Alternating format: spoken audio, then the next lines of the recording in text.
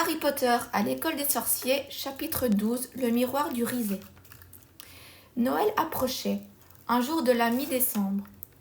Poudlard se réveilla sous une épaisse couche de neige. Le lac avait gelé et les jumeaux Weasley reçurent une punition pour avoir fabriqué des boules de neige magiques qui suivaient Quirrell partout où il allait en visant son turban. Hagrid s'occupait de soigner les quelques hiboux qui arrivaient à traverser l'air glacé pour apporter le courrier frigorifié. Tout le monde attendait les vacances avec impatience. Des feux de cheminée chauffaient la grande salle et la salle commune de Gryffondor, mais les couloirs étaient parcourus de courants d'air glacés et un vent polaire faisait trembler les fenêtres des salles de classe. Le pire, c'était le cours du professeur Rogue dans le cachot glacial où les élèves se serraient contre les chaudrons pour essayer de se protéger du froid. Je plains beaucoup les malheureux qui devront rester à Poudlard pendant les vacances parce que personne n'en veut à la maison, lança un jour Malfoy pendant un cours de potions. Il avait dit cela en regardant Harry.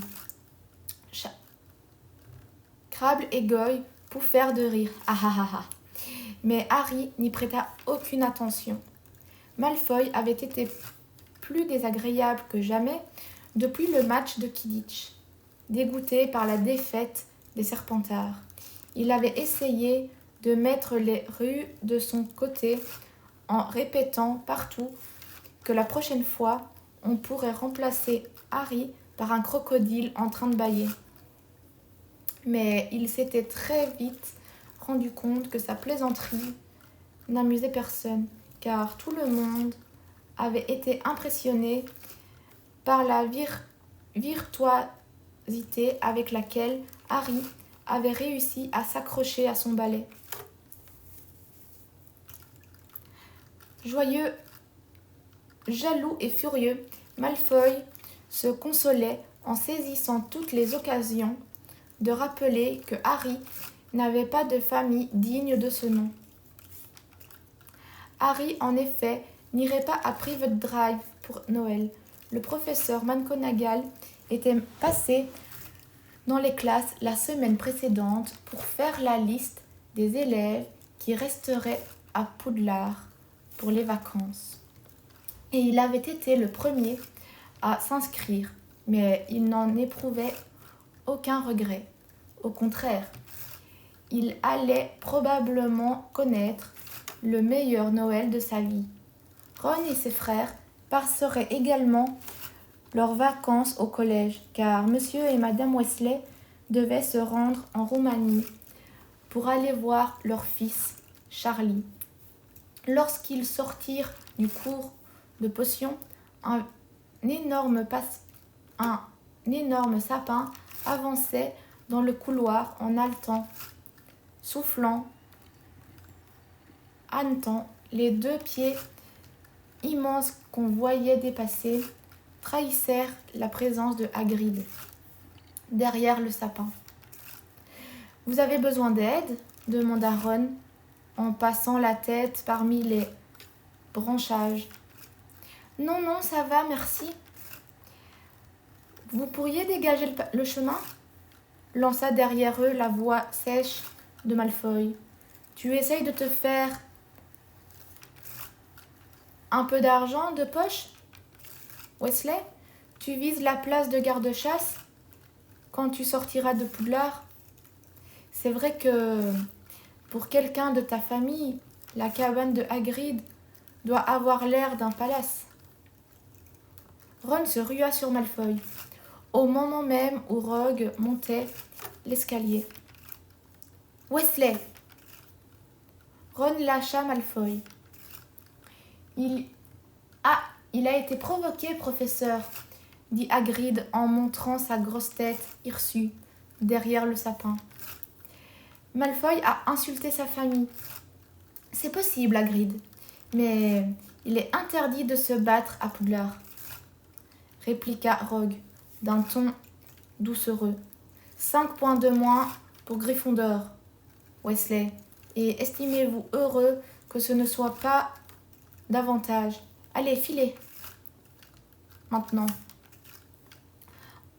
Avec un ricanement, Malfoy, Crabbe et Goyle avancèrent dans le couloir en repoussant le sapin qui répandit des aiguilles sur le sol. « Je l'aurai, dit Ron entre ses dents. Un de ces jours, je l'aurai. Je les déteste, ces deux-là, ajouta Harry, Rogue et Malfoy. Allons, un peu de gaieté. C'est bientôt Noël, dit Hagrid. Voyez, venez un peu avec moi. On va aller voir la grande salle. C'est une merveille.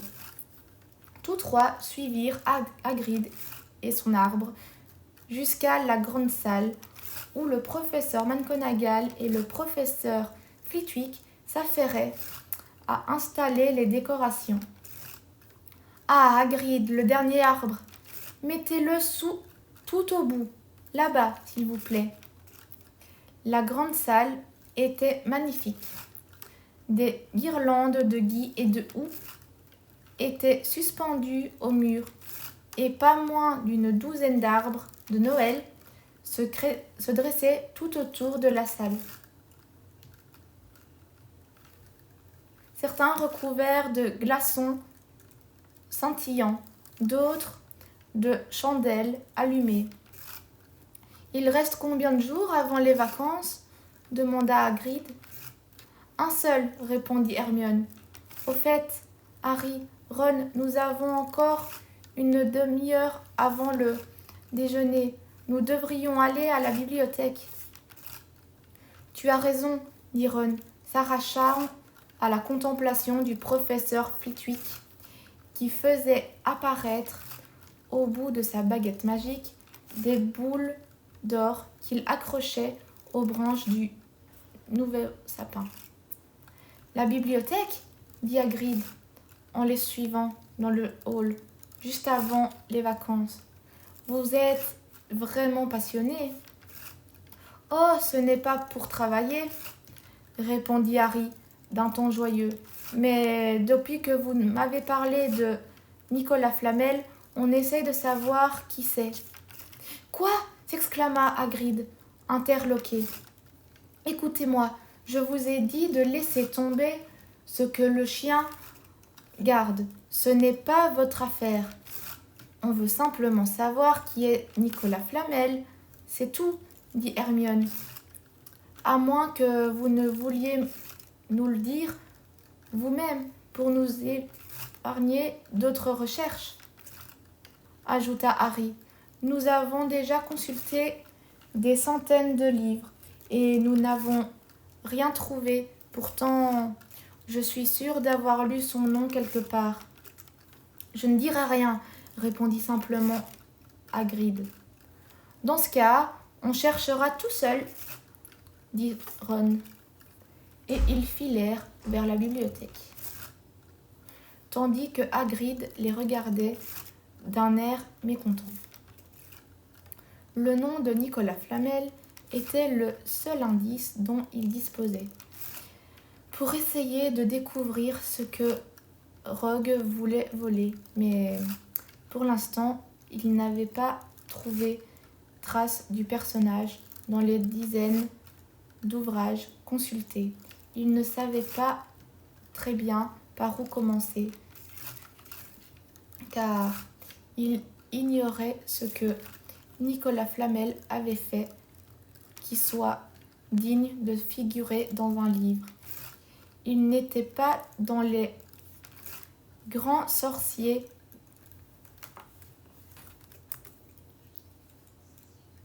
du XXe siècle, ni dans les noms célèbres du monde magique contemporain, ni dans les grandes découvertes magiques, encore moins dans études des raisons projets de la sorcellerie. Il restait des milliers et des milliers de livres sur les étagères. Feuilleter tous ces volumes représentait une tâche immense, mais il n'avait pas renoncé pour autant. Hermione étudia une liste de titres et de thèmes qui pouvaient faire allusion à Nicolas Flamel, tandis que Ron se promenait le long des étagères en prenant des livres au hasard.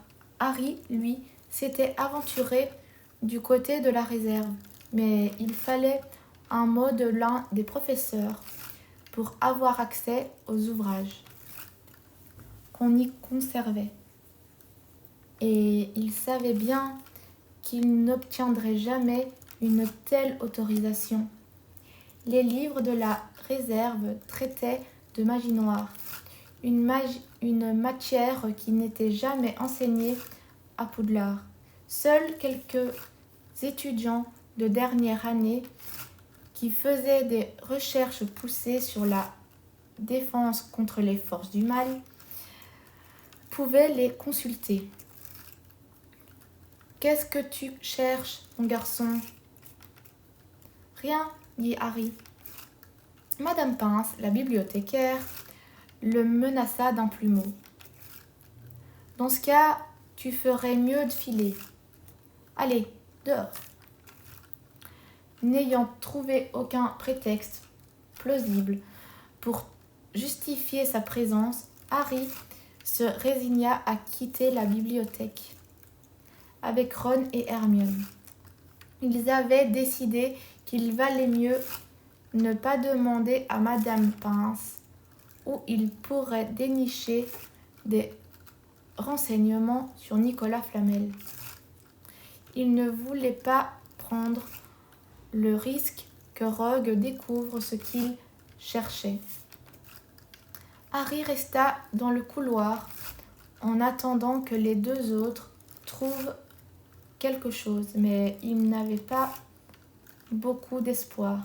Leur recherche avait duré 15 jours, mais comme il n'avait pu y consacrer que quelques moments par-ci par-là, entre deux cours, il n'était pas surprenant qu'ils aient fait chou blanc. Ils auraient eu besoin de rester beaucoup plus longtemps à la bibliothèque sans avoir continuellement Madame Pince sur le dos. 5 minutes plus tard, Ron et Hermione rejoignirent Harry en faisant non de la tête et ils allèrent déjeuner. « Vous continuerez à chercher pendant que je ne serai pas là, hein ?» dit Hermione. « Et si jamais vous trouvez quelque chose, envoyez-moi tout de suite un hibou. » « Tu pourrais demander à tes parents s'ils savent quelque chose sur Flamel, suggéra Ron. « Avec eux, tu ne risques rien. »« Rien du tout, en effet, » assura Hermione. « Ils sont dentistes. » Lorsque les vacances commencèrent, Ron et Harry eurent beaucoup trop d'occasions de s'amuser pour penser à Nicolas Flamel. Ils avaient le dortoir pour eux tout seuls, et la salle commune ne rassemblait plus grand monde, ce qui leur permettait de s'installer dans les meilleurs fauteuils près du feu. Ils restaient assis des heures entières à manger tout ce qu'ils trouvaient à faire cuire.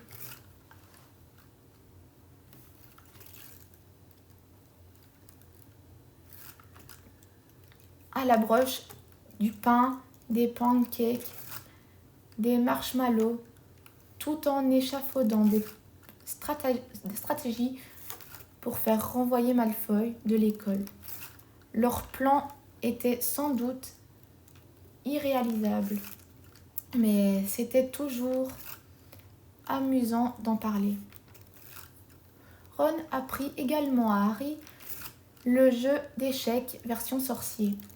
Les règles étaient les mêmes que chez les Moldus, sauf que les pièces étaient vivantes, ce qui leur donnait l'air d'une armée partant à la bataille. L'échiquier de Ron était vieux et tout abîmé. Comme toutes ses affaires, il avait appartenu à un autre membre de sa famille, son grand-père en l'occurrence. L'âge des pièces, cependant, constituait plutôt un avantage, car depuis le temps qu'il les fréquentait, Ron les connaissait si bien qu'il n'avait aucun mal à leur faire faire ce qu'ils voulaient. Harry, en revanche, jouait avec des pièces que Seamus Finnegan lui avait prêtées et qui ne lui faisaient aucune confiance. Il ne savait pas très bien jouer et les pièces contestaient sans cesse ses décisions, ce qui jetait la confusion dans le jeu. « Allons, ne m'envoie pas là-bas !» disait le fou ou la tour. « Tu n'as donc pas vu ton cavalier ? Tiens, envoie plutôt celui-là. Lui, on peut se permettre de le perdre. » La veille de Noël, Harry se coucha en pensant au lendemain. Ce serait une bonne journée et il y aurait un réveillon, mais il ne s'attendait pas à recevoir de cadeaux. Lorsqu'il s'éveilla, cependant, il aperçut un petit tas de paquets au pied de son lit.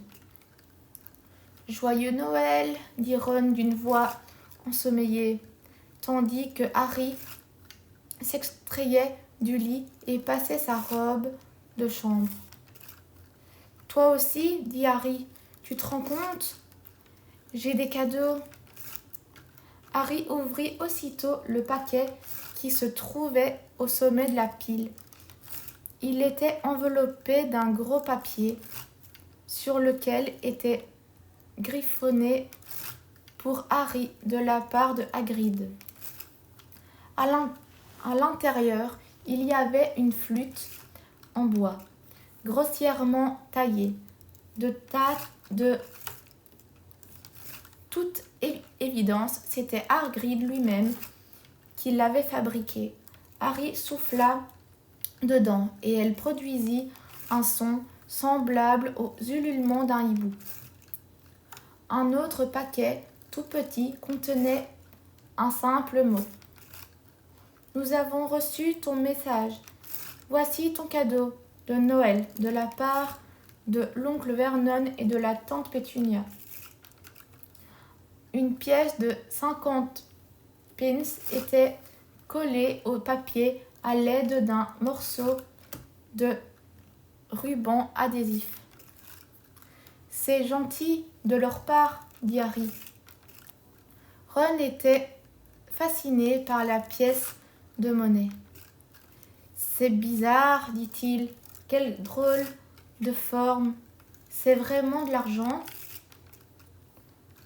« Prends-la si tu veux, » dit Harry, avec un grand rire. « Tiens, qui m'a envoyé ça ? » « Je crois savoir d'où ça vient, » dit Ron en rougissant un peu. « C'est ma mère. Je lui avais dit que tu n'attendais pas de cadeau. Et... oh non. Elle t'a fait un pull à la mode Weasley. » Harry sortit du paquet un épais pull vert de laine vert émeraude, grossièrement tricoté, et une grosse boîte de fondant fait maison. « Tous les ans, elle nous tricote un pull à chacun, » dit Ron en déballant le sien. « Et le mien est toujours violet. »« C'est vraiment gentil à elle, » dit Harry en goûtant un fondant qui se révéla délicieux. Le cadeau suivant contenait aussi des friandises, une grosse boîte de choco-grenouilles qu'Hermione lui avait envoyée. Il n'y avait plus qu'un seul paquet à ouvrir.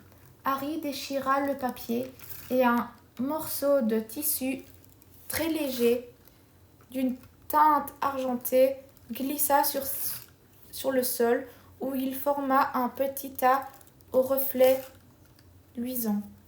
Ron en resta bouche bée. « J'ai entendu parler de ça, dit-il, d'une voix sourde. Si c'est ce que je crois, il n'en existe pas beaucoup, et c'est vraiment précieux. Qu'est-ce que c'est ? Harry ramassa le morceau de tissu, brillant. En le prenant entre ses doigts, il eut l'impression de toucher de l'eau qu'on aurait transformée en étoffe. C'est une cape d'invisibilité, dit Ron, impressionné. J'en suis sûr. Maintenant, essaye-la. Harry jeta la cape sur ses épaules et Ron poussa un cri. C'est bien ça, regarde. Harry regarda ses pieds, mais ils avaient disparu. Il se précipita vers le miroir et ne vit que son visage, qui semblait flotter dans l'air. Son corps, lui, était devenu invisible. Il remonta la cape sur sa tête et son reflet s'effaça complètement. « Il y a un mot, dit soudain Ron. Un mot dans le paquet. Harry enleva la cape et lut ce qui était écrit d'une écriture arrondie qu'il n'avait jamais vue auparavant. Ton père m'a laissé ceci avant de mourir. Il est temps que tu en hérites. Fais-en bon usage. Très joyeux Noël. Il n'y avait pas de signature. Harry garda les yeux fixés sur le morceau de papier pendant que Ron contemplait la cape d'un air admiratif. « Je serais prêt à donner n'importe quoi pour en avoir une, dit-il. N'importe quoi ? Eh bien, qu'est-ce qui t'arrive ? Rien, dit Harry. Il éprouvait une étrange sensation. Qui avait bien pu lui envoyer cette cape ? Avait-elle véritablement appartenu à son père ? Il aurait tellement voulu connaître la réponse à cette question. Avant qu'il ait eu le temps de dire ou de penser quoi que ce soit d'autre, la porte s'ouvrit à la volée et Fred et George Weasley se précipitèrent à l'intérieur du dortoir. Harry se hâta de cacher la cape. Il n'avait pas très envie de partager son secret avec quiconque d'autre. Joyeux Noël! Et regarde, Harry aussi a eu un pull Weasley. Fred et George étaient vêtus chacun d'un pull-over bleu dont l'un portait un gros F sur la poitrine et l'autre un G. Celui de Harry est plus beau que les nôtres, dit Fred, en examinant le pull qu'il avait reçu. Apparemment, elle fait davantage d'efforts quand on n'est pas de la famille.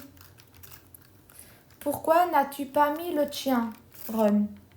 Demanda George. Vas-y, mets-le. Tu verras. C'est très agréable. J'ai horreur du violet, marmonna Ron, en le mettant, quand même. Au moins, il n'y a pas de lettres sur le tien, fit remarquer George.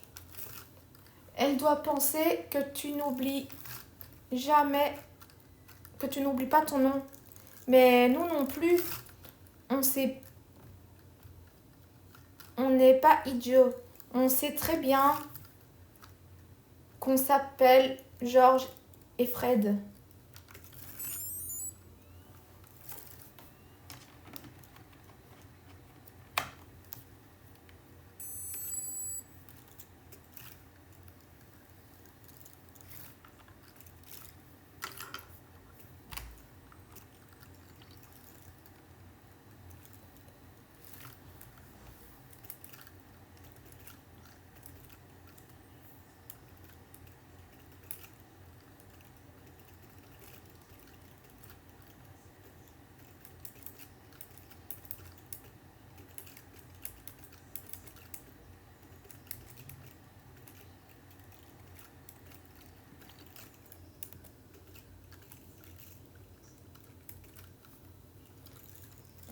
On sait très bien qu'on s'appelle George et Fred. Qu'est-ce que c'est que tout ce bruit? Percy Weasley passa la tête par l'interstice de la porte. L'air réprobateur. Lui aussi avait commencé à déballer ses cadeaux, car il avait sur le bras un gros pull-over dont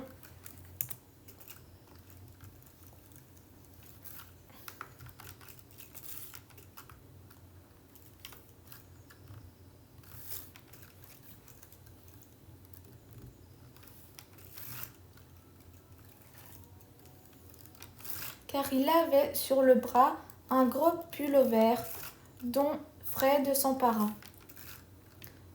P comme préfet. Mets-le, Percy. Nous, on les a déjà mis. Même Harry en a reçu un. Je ne veux pas le mettre, protesta Percy, tandis que les jumeaux l'obligeaient à enfiler le pull en faisant à moitié tomber ses lunettes. Tu n'es pas avec les préfets? Aujourd'hui, dit George, Noël, c'est une fête de famille. Ils traînèrent alors Percy hors de la pièce, les bras immobilisés par le pull. Jamais Harry n'avait passé un aussi bon réveillon. Dinde rôtie, saucisses grillées, sauce onctueuse, confiture d'érelle et partout sur les tables des pochettes surprises avec des pétards qui explosaient en faisant jaillir des cadeaux. Les pétards surprises n'avaient rien à voir avec ceux que les Dursley avaient l'habitude d'acheter. Ils n'étaient pas remplis de petits jouets en plastique et de chapeaux en papier crépon. Celui que Harry partagea avec Fred ne se contenta pas de produire une petite détonation. Il explosa comme un canon en les enveloppant d'un nuage de fumée bleue, et il en sortit un chapeau de contre-amiral, ainsi que plusieurs souris blanches vivantes. Des bûches de Noël et du pudding suivirent les dindes. Percy faillit se casser une dent en trouvant une mornie en argent dans sa part. Le professeur Dumbledore avait troqué son chapeau pointu de sorcier pour un bonnet à fleurs qu'il avait trouvé dans une pochette surprise. Et il riait en écoutant Flitwick lui raconter une histoire drôle. Hagrid avait le teint de plus en plus rouge. Il réclama une nouvelle bouteille de vin, puis il embrassa sur la joue le professeur McGonagall qui, à la grande surprise de Harry, gloussa de contentement, les joues soudain écarlates, le chapeau de travers. Lorsque Harry quitta la salle, il avait les bras encombrés de cadeaux découverts dans les pétards surprises, notamment des ballons lumineux,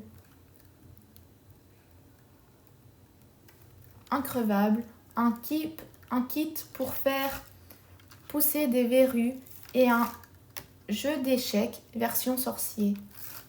Les souris blanches avaient disparu et Harry avait la désagréable impression qu'elle avait servi de dîner à Mystaigne. Harry et les Weasley passèrent l'après-midi à faire des batailles de boules de neige dans le parc. Puis, frigorifiés, mouillés, essoufflés, ils retournèrent auprès du feu, devant la cheminée de la salle commune de Gryffondor, où Harry étrena son jeu d'échecs en se faisant battre à plate couture par Ron. Il songea qu'il n'aurait pas perdu aussi facilement si Percy ne s'était pas autant acharné à l'aider. Ils allèrent ensuite prendre un thé, accompagné de sandwichs à la dinde, de petits pains de gâteau à la confiture et de pudding de Noël. Somnolents et le ventre plein, ils regardèrent Percy se lancer à la poursuite de Fred et de George dans toute la tour de Gryffondor pour récupérer son insigne de préfet qu'il lui avait volé. Jamais il ne s'était autant amusé à Noël. Pourtant, quelque chose n'avait cessé de lui tourner dans la tête tout au long de la journée. La cape d'invisibilité et son mystérieux expéditeur. Ron, le ventre plein de dinde rôtie et libre de toute préoccupation, tomba endormi dès qu'il eut tiré les rideaux de son baldaquin. Harry, lui, se pencha pour prendre la cape d'invisibilité qu'il avait cachée sous son lit. Son père, et elle avait appartenu à son père. Plus de doute, plus douce que la soie, aussi légère qu'un souffle d'air. L'étoffe lui coulait entre les doigts, comme l'eau d'un ruisseau. Faisant bon usage, était-il écrit sur le mot. Il voulait l'essayer dès maintenant, à l'instant même, et il s'enveloppa dans la cape. En regardant à ses pieds, il ne vit que des ombres et la tache d'un rayon de lune. C'était une impression très étrange. Faisant bon usage, Harry se sentit soudain parfaitement réveillé. Grâce à sa cape, le château tout entier lui était ouvert. Debout dans l'obscurité et le silence, il éprouva un sentiment d'excitation. Il pouvait aller où bon lui semblait à présent, et Rusard n'en saurait jamais rien. Ron grogna dans son sommeil. Fallait-il le réveiller? quelque chose l'en empêcha. C'était la cape de son père. Cette fois-là, première fois, il voulait être seul.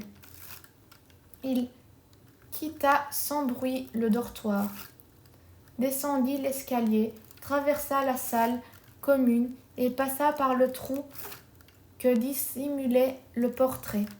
« Qui est là » cuina la grosse dame. Harry ne répondit pas. Il se hâta le long du couloir. Où aller ? Il s'arrêta et réfléchit, le cœur battant.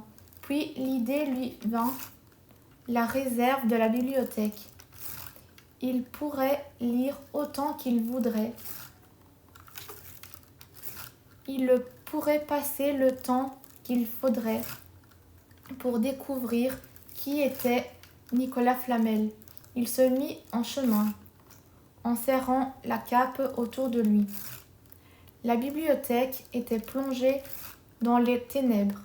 Il y régnait une atmosphère un peu effrayante. Harry alluma une lampe pour voir où il allait. On aurait dit que la lampe flottait en l'air, et bien que Harry en sentit le poids au bout de son bras, la vue de cette lueur qui semblait se promener toute seule lui fit peur. La réserve se trouvait tout au fond. Il enjamba avec précaution le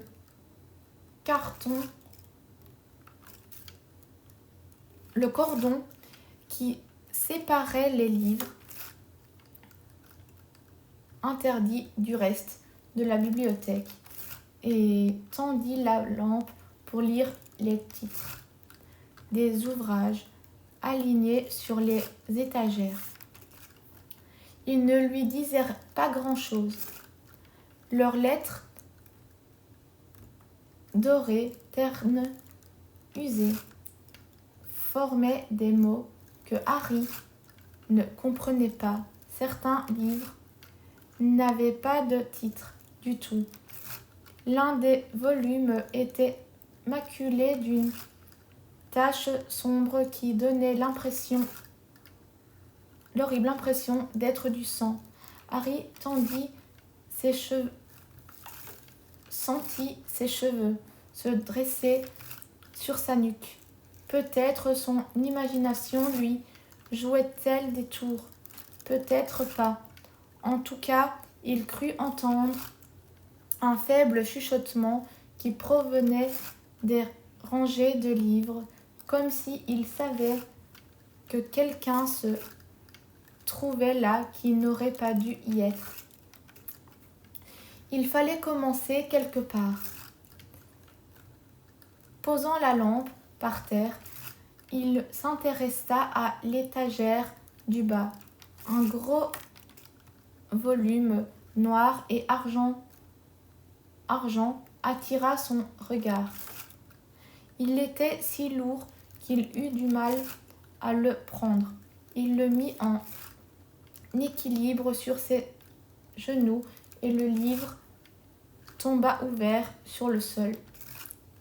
Un hurlement suraigu à glacer le sang retentit alors dans le silence de la bibliothèque. C'était le livre qui criait. Harry le referma d'un coup sec, mais le hurlement continuait, une note assourdissante. Toujours la même, Harry. Toujours le même. Harry tomba en arrière, renversant sa lampe, qui s'éteignit instantanément.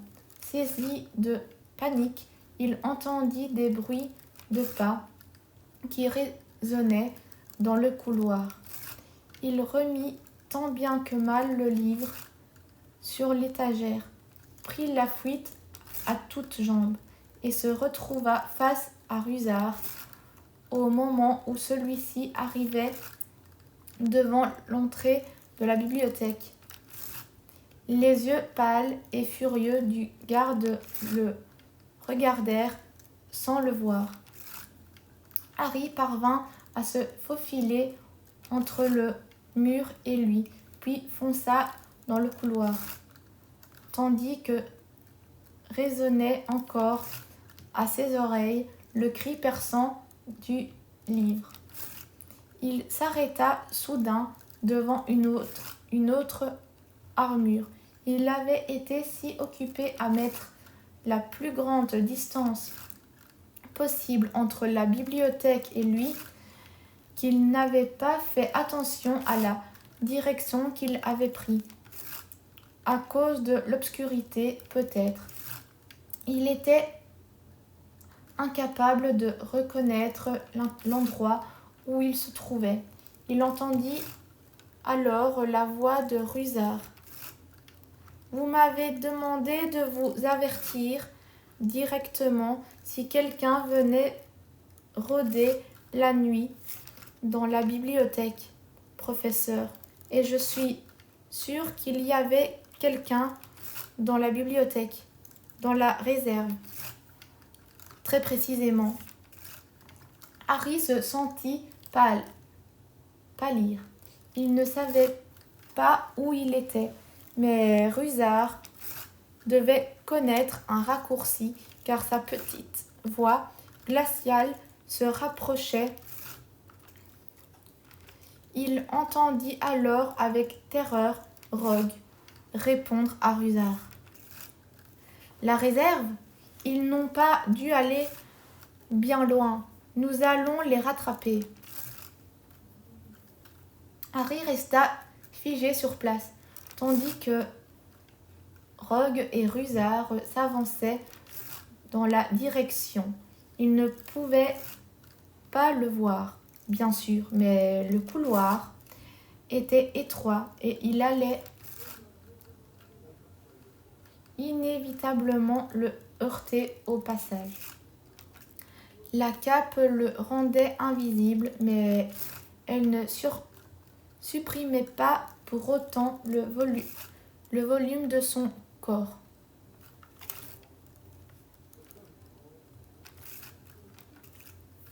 Il recula en faisant le moins de bruit possible et vit alors sur la gauche une porte entr'ouverte.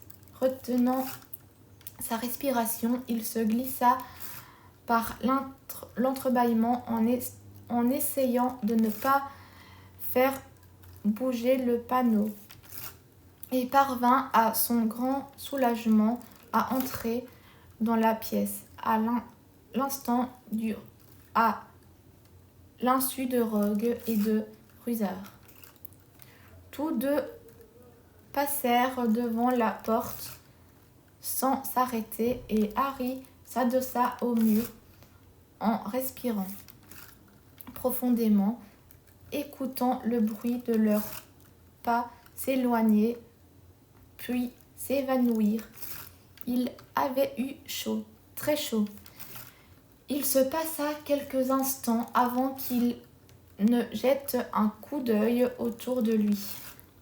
La pièce dans laquelle il se trouvait avait l'air d'une salle de classe,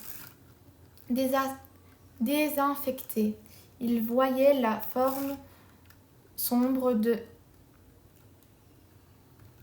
pupitres et de chaises entassées contre les murs. Il y avait également une corbeille à papier.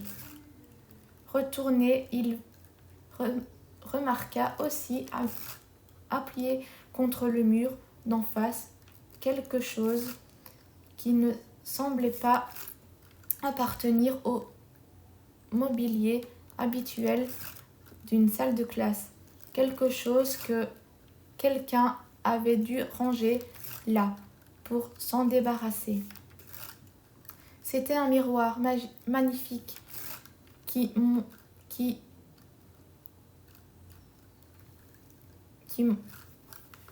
montait jusqu'au plafond avec un cadre d'or sculpté posé sur deux pieds pourvus de griffes, comme des pattes d'animal.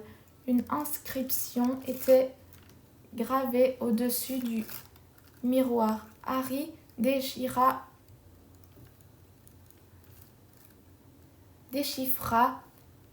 risé. L.O.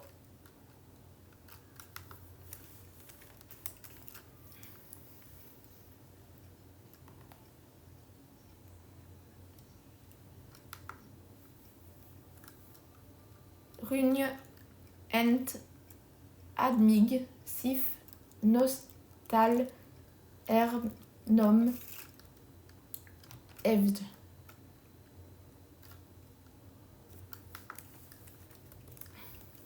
À présent qu'il n'entendait plus Rogue ni Rusard, sa panique s'était calmée. Il ôta sa cape et s'approcha du miroir pour vérifier qu'il était toujours invisible. Il fit un pas en avant et dut alors se plaquer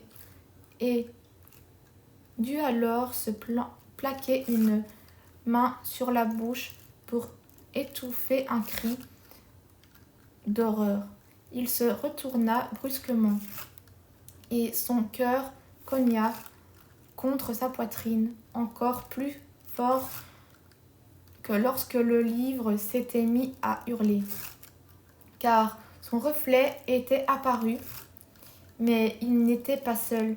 Il y avait un groupe de gens qui se tenaient derrière lui. La pièce était vide.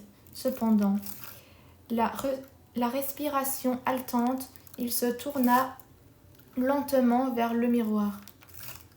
Il vit à nouveau son reflet livide, apeuré, et derrière lui au moins 2 autres personnes. Harry regarda par-dessus son épaule. La pièce était toujours vide. Ou alors eux aussi étaient peut-être invisibles.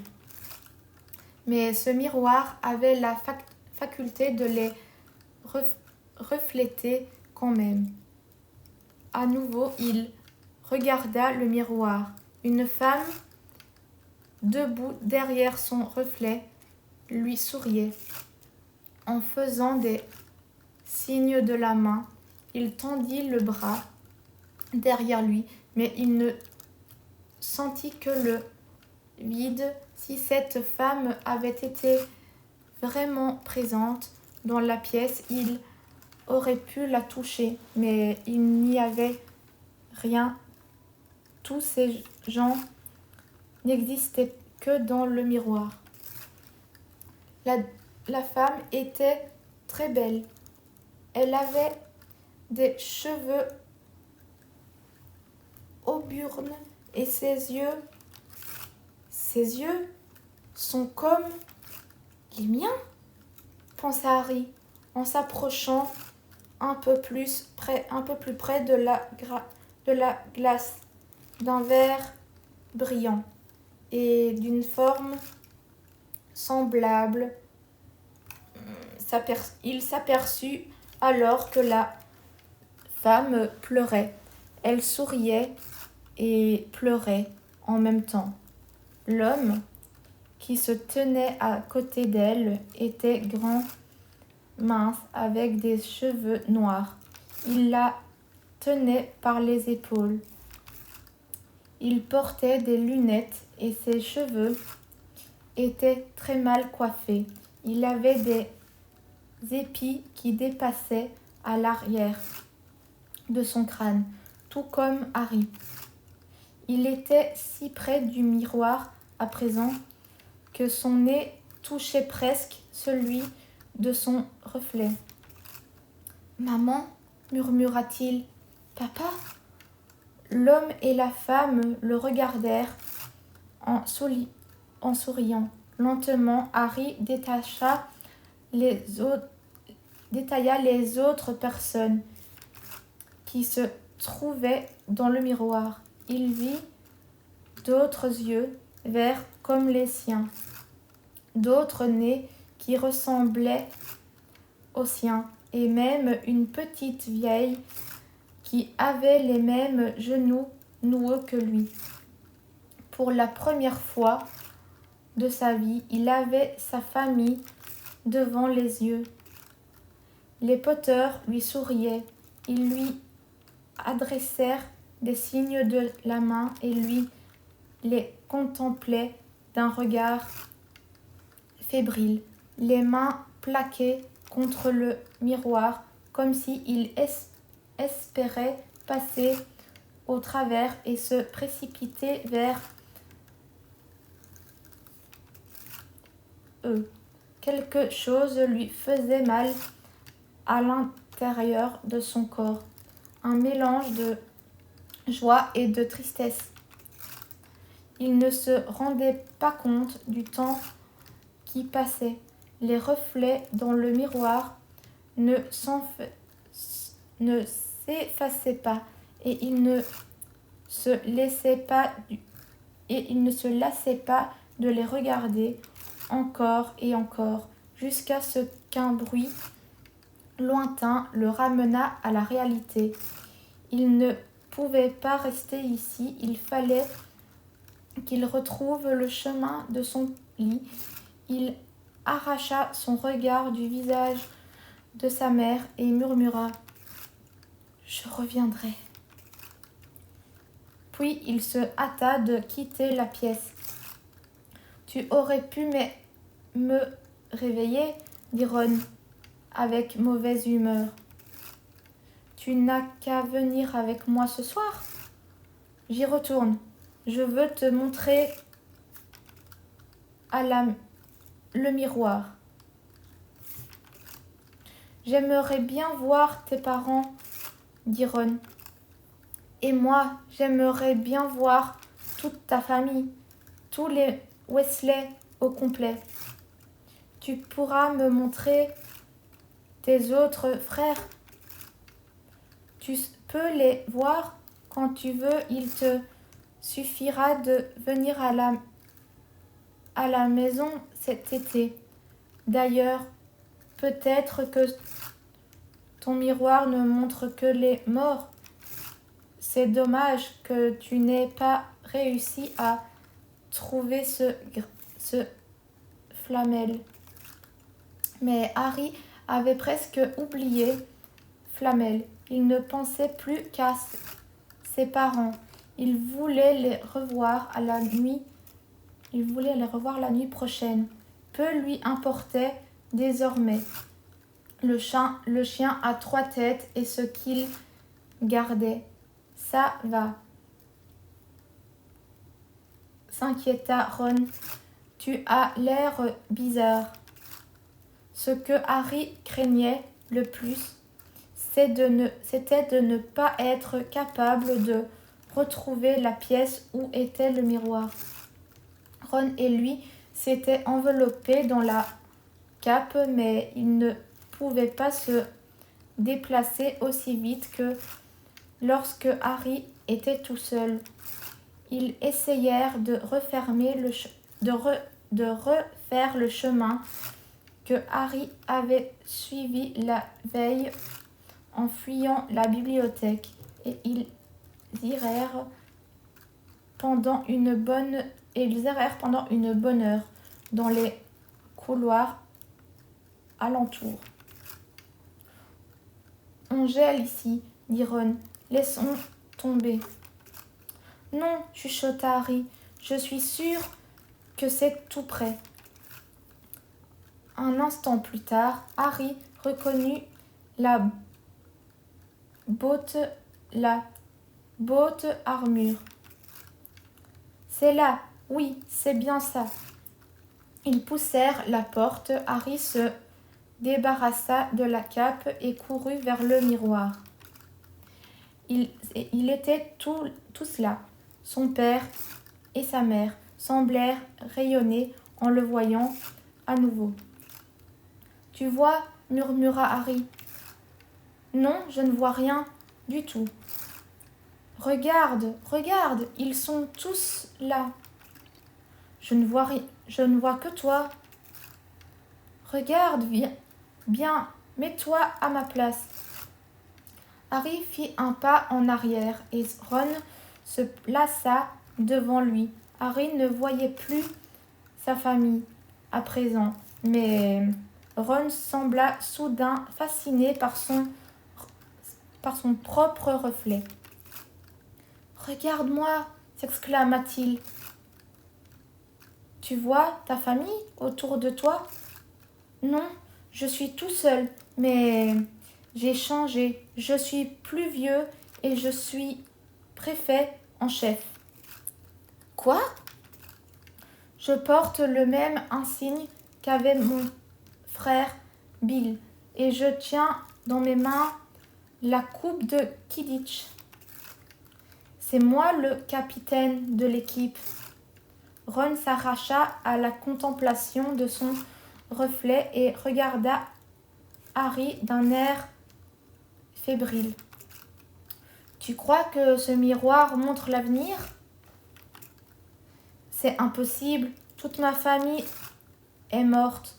Laisse-moi regarder. Tu l'as eu pour toi tout seul la nuit dernière. Maintenant, c'est mon tour. Toi, tu ne fais que tenir la coupe de Quidditch. Je ne vois pas ce que ça a de passionnant. C'est quand même plus important de voir mes parents.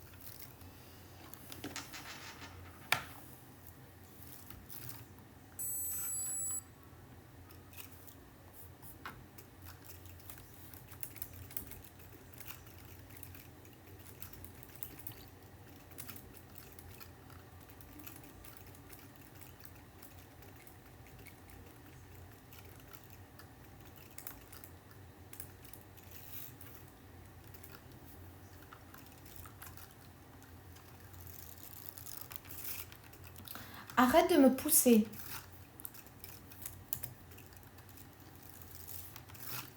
Un bruit soudain en provenance du couloir mit fin à leur discussion. Ils ne s'étaient pas rendu compte qu'ils parlaient si fort. Vite! Ron ramena la cape sur eux au moment où les yeux étincelants de Miss Teigne apparaissaient à la porte.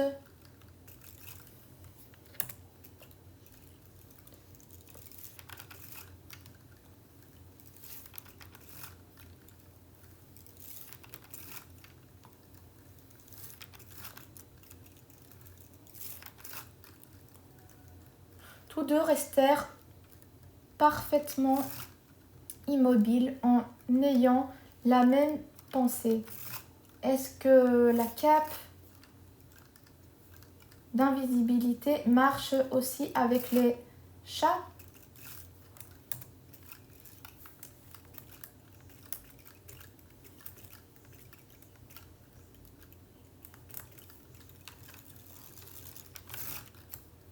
Au bout d'un moment qui leur parut interminable, Miss Teigne s'éloigna enfin. Méfions-nous d'elle, et peut-être aller chercher. Elle est peut-être allée chercher Rusard. Je crois bien qu'elle nous a entendus.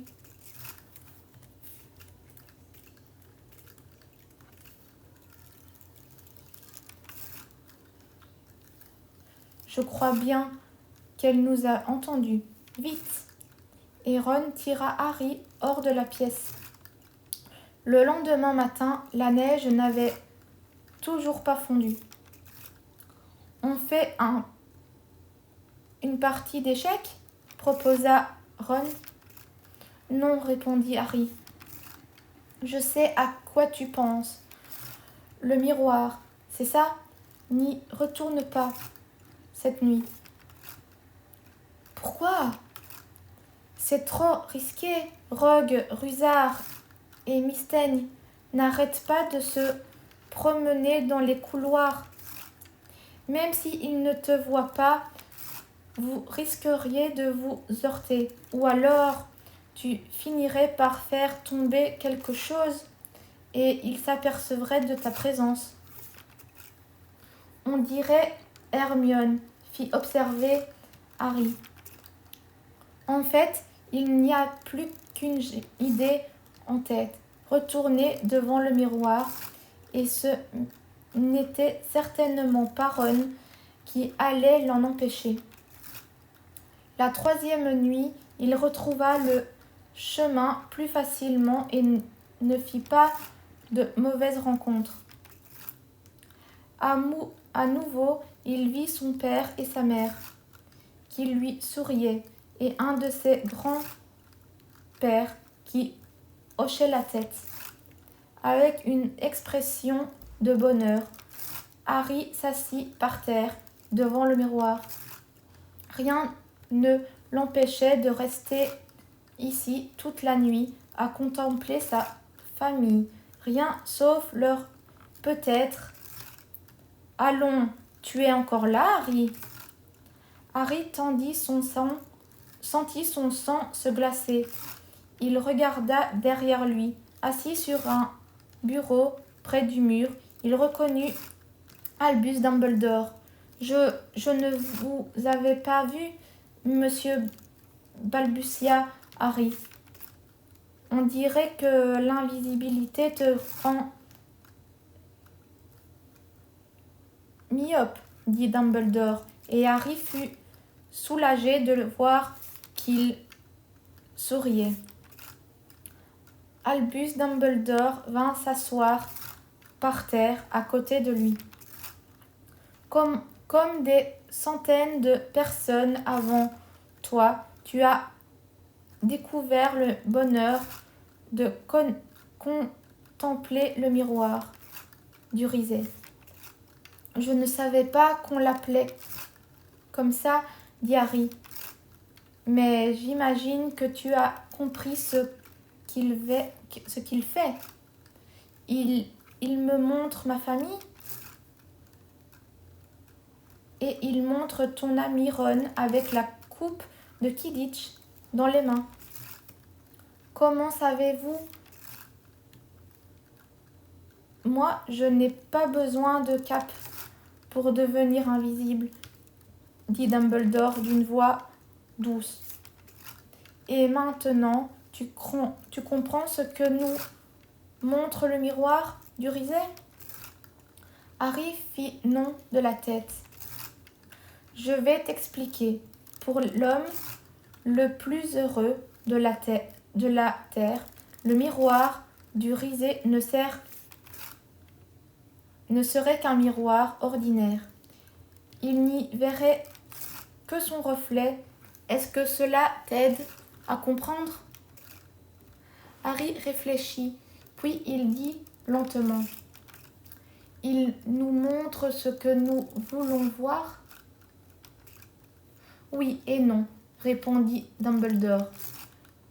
Il ne nous montre rien d'autre que le désir le plus profond, le plus cher que nous ayons au fond de nous, de nos cœurs.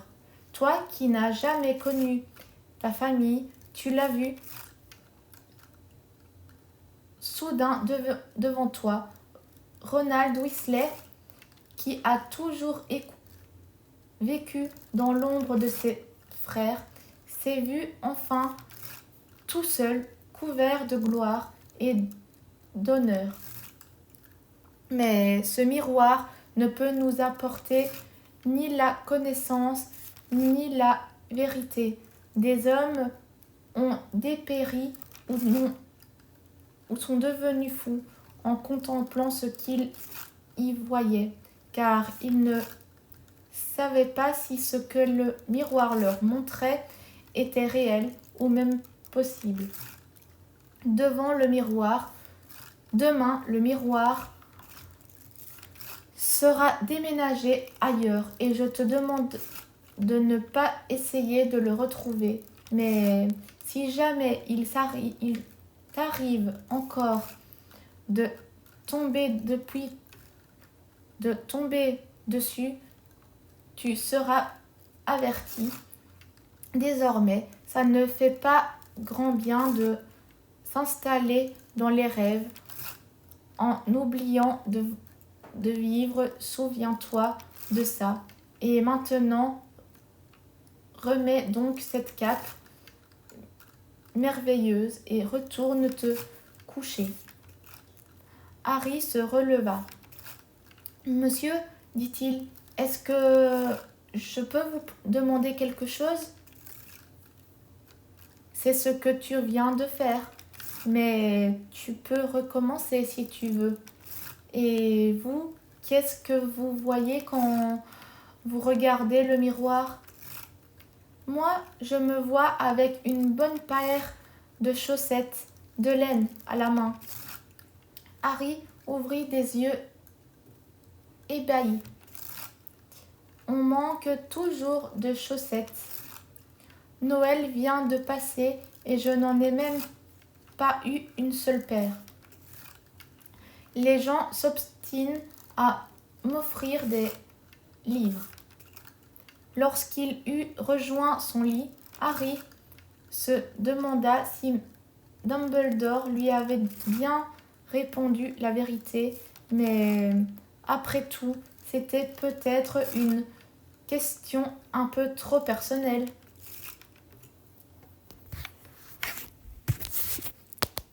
Dénonciation activée. Arrêtez l'enregistrement vidéo.